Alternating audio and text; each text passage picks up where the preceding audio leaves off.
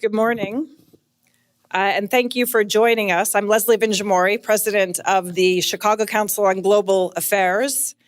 We've just concluded a substantive roundtable discussion with our colleagues, leading members of the community here in Chicago and Illinois, with Senator Durbin and the Consul General from Denmark, Jesper Kux Andersen, on Greenland, the US-Denmark relationship, a topic that has captured global attention. Our partners and allies in Europe and across the globe are completely fixated and concerned about the current moment.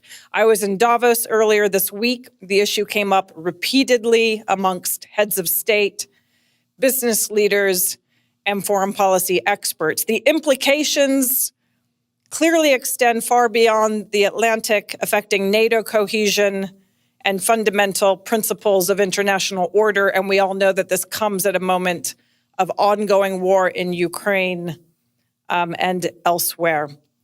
As a nonpartisan organization founded in 1922, the Chicago Council's role is to foster informed public dialogue on consequential global issues, and this is certainly one of those examples.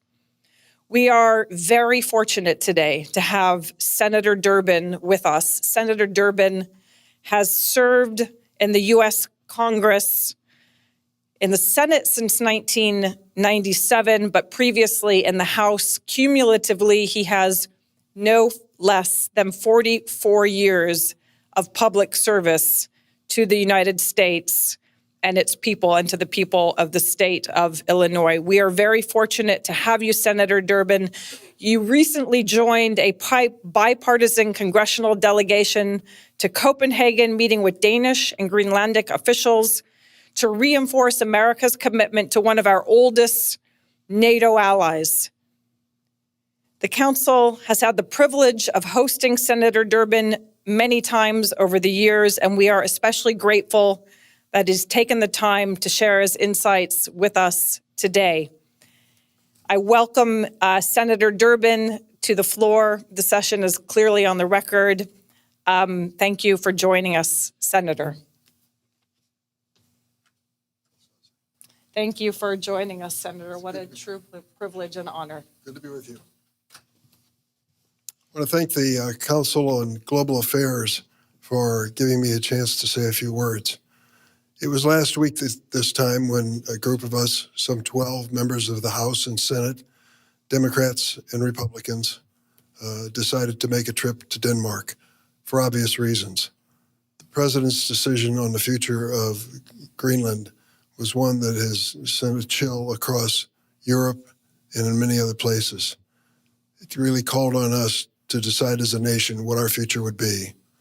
I feel blessed to have lived virtually all of my life post-World War II with the NATO alliance as a group that we could count on to back our values, our friends, and to back us in times of challenge. The NATO alliance has been a godsend to so many different nations, not only those who founded the alliance, but those who joined it. I have been following the politics of the Baltics and Poland throughout my congressional career, and I felt that the insurance policy of NATO alliance was really the guarantee that they all will enjoy a future of stability. That was called into question in the last several weeks by the President's position when it came to Greenland. President Trump's obsession with Greenland is dominating Danish and Greenlandic media, with stories of the United States threatening to forcibly seize land from this longtime American ally and of potential irrevocable damage to the NATO alliance. The NATO alliance could not survive that. In all my years in Congress and many trips abroad, I've never experienced anything quite like this. A steadfast democratic ally of Denmark and of Greenland, those allies dismayed, angry, and saddened by being bullied by the United States. A NATO ally that has fought alongside the United States in Iraq and Afghanistan, Denmark paid dearly in lives and injuries, now being threatened with military force to take their neighboring land. We visited a monument in Copenhagen, our American delegation, to pay tribute to the 40 Danish soldiers who stood and fought alongside American soldiers in Afghanistan and gave their lives. They have always been loyal and reliable friends in the NATO alliance. Fellow Danish and Greenlandic legislators implored us to explain what was going on there. There was a sense of anger as well as pain to think that the United States might in fact invade Greenland or some other entity in an effort for President Trump to take control of that country. We assured them that the overwhelming majority of Americans oppose the Trump strategy in Greenland. That has been shown over and over again in areas politically loyal to the president and otherwise. That just didn't make sense to the American people, and it shouldn't. The president's speech at Davos, I hope, is a turning point, but it is one that will haunt us for years to come. The reliability of the United States as an ally to NATO is now in question. You've seen it by statements made by world leaders. They're wondering what's next. What will this president come up with tomorrow? What is this so-called framework on the future of Greenland? And what is the involvement of the United States in that framework? We don't know the answers to those things, but we do know this. We are strong in this world not only because we're a good people with good values, but also because we have great friends who stood behind us as we've stood behind them. Now we have another challenge before us. Can we bring back the NATO alliance in its strength to not only protect its members, but to bring peace to the world? I think immediately of Ukraine and a war that is going on there for almost 4 years. Thousands of people have died because of the decision of Vladimir Putin, a known war criminal, to invade Ukraine and to threaten its people. We have to come together to make it clear that's unacceptable. It was no surprise to me that after this episode involving Greenland, Vladimir Putin announced publicly that's exactly why he invaded Crimea years and years ago. It's a demonstration that if you don't respect values and stand by them, but strictly depend on military might, terrible things can occur as they have in Ukraine. So I stand here preparing to go back to Washington next week and to meet with my bipartisan delegation again and talk about how we make positive gestures towards strengthening a NATO alliance which has been shaken by this latest experience. Shaken but not broken. Bent but not broken. That's a fact. And I think together we can rebuild NATO in the future. Happy to answer any questions. Senator, would you support a war powers vote for Greenland, or do you see that problematic, seeing what happened with Venezuela? I certainly would have if the president had gone forward with his threat of using military force. Yes, I would have. But now that he said he's not going to do that, I think we can have an interval to see if he keeps his word. Senator Durbin, what do you make of this board of peace that the president has convened ostensibly to pave the way for peace in Gaza? I am hopeful that there will be some gathering of civilized nations around the world to rebuild Gaza and to address some of the other issues of the moment. I don't know what this is going to mean. I've heard speculation that the countries that are part of it each have to pledge $1 billion to be members and such. A handful of countries have said they want no part of it. Some others have said they want to be part of it. I wonder what it will mean in terms of how it reflects on other international organizations, like the United Nations, for example, and the NATO alliance, for example. You know, I'm a little bit hesitant to give it a full endorsement until I know more. You said you would go back to Washington and try to strengthen ties with NATO. The Congress would do that. What are types of things that they can do to try to do that? Well, I can just tell you, there are parts of this NATO alliance that are particularly dear to the people of Chicago and Illinois. I think of Poland, the Baltic states, and our new members, Finland, Sweden. The Baltic Sea has become a sea of NATO allies, and I think that's important because Putin has to realize that if he dares try to invade another country, there will be a solid reaction from the NATO alliance. That, I think, is important. We are considering appropriation bills and how much money the United States is going to give to the people of Ukraine to fight Vladimir Putin. I'll be voting in support of that. Senator, it's clear that part of the president's strategy is unpredictability. It appears in a way to gain leverage with partners. Talk a little bit about what issues that creates in the international community. Well, we see it with tariffs. The president peddles his tariff speech every time he is upset with what a foreign country does. He's going to increase their tariffs. Tariffs are taxes paid by American consumers. They add to the inflationary forces in this country, and they add to the cost of living for families across the United States. That is the number one issue facing the American voters in this November election. What we can do as a nation to make our economy strong and to make life more affordable for families.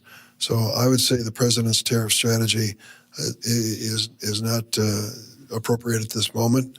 And the United States Supreme Court will be ruling in a matter of weeks as to whether or not he even has the authority to continue it.